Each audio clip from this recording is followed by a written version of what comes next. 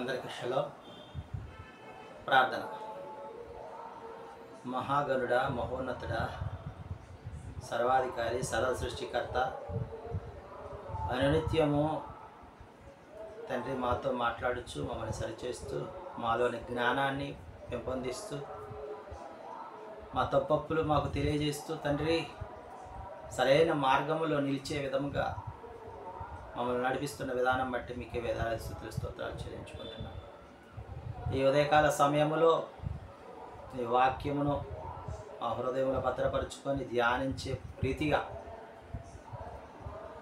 అనుకూల సమయాన్ని మనకు అనుగ్రహించి మీరు నడిపిస్తున్న విధానం బట్టి మీకు వేలాది స్తుతులు స్తోత్రాలు చెల్లించుకుంటూ ఈ మా మనవన రక్షకుడు, విమోచకుడు యేషువా మెస్సీయ నామమున అడిగి పొందుకుంటున్నాం తండ్రి, ఆమేన్.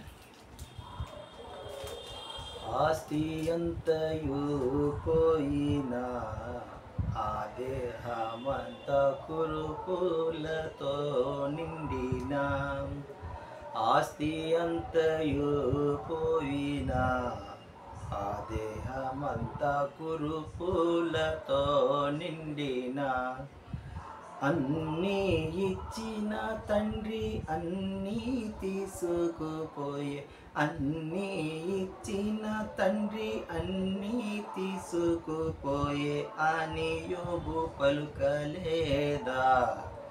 ఓ భక్తుడా, అన్నీ మరల పొందలేదా అని యోబు పలుకలేదా? ఓ భక్తుడా, అన్నీ మరల పొందలేదా? భయము చెందకు భక్తుడా, ఈ మాయలోకం ఛాయలు చూచినప్పుడు. భయము చెందకు భక్తుడా, ఈ మాయలోకం ఛాయలు చూచినప్పుడు. దిగులు చెందకు నీవు, దిగులు చెందకుని జీవమిచ్చిన యెహోవా ఉన్నాడు. ఓ భక్తుడా, ప్రాణం పెట్టిన యెహోవా ఉన్నాడు. జీవమిచ్చిన యెహోవా ఉన్నాడు. ఓ భక్తుడా, ప్రాణం పెట్టిన యెహోవా ఉన్నాడు. 2వ సమూయేలు గ్రంథము 9వ అధ్యాయము 1వ వచనములో రాజైన దావీదు సౌలు కుటుంబం పట్ల దయ పొందినవాడే. సౌలు కుటుంబంలో యోనాతానును బట్టి ఆ సౌలు కుటుంబానికి ఏదైనా ఉపకారం చేయాలని ఆలోచన చేసి, సౌలు కుటుంబంలో ఎవరైనా జీవించి ఉన్నారా అని తెలుసుకోమన్నప్పుడు సౌలు కుటుంబంలో సేవకుడైన సీబాను పిలిపించి సీబాను అడిగినప్పుడు సీబా చెప్తూ ఉన్నాడు, లొదెబారులో అమ్మీయేలు కుమారుడు మాకీరు ఎంట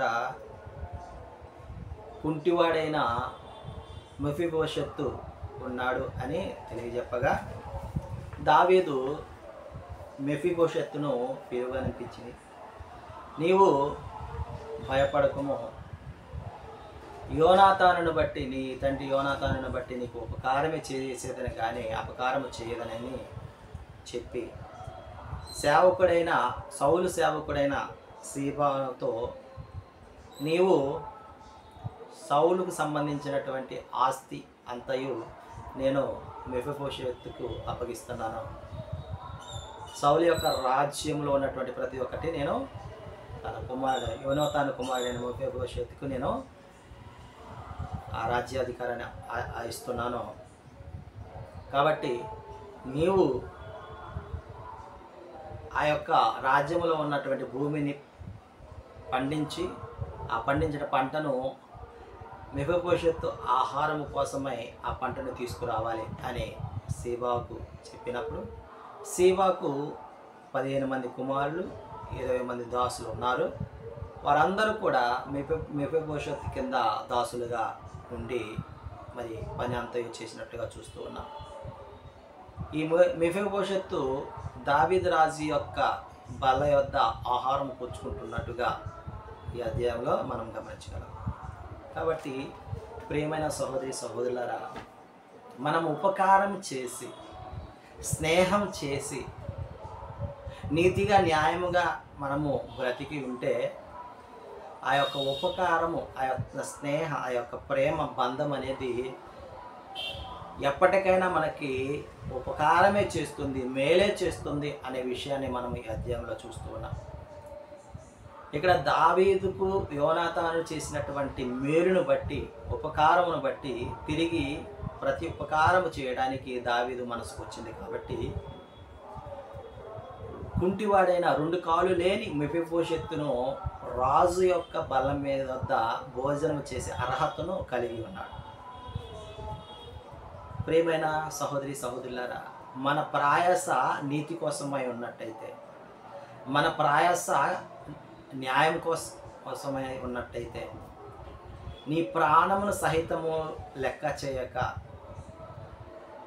నీవు ఆ నీతి న్యాయముల మీద ఆనుకొని నిలబడాలని ఈ దినమున జ్ఞాపకం చేస్తూ ఉన్నాడు.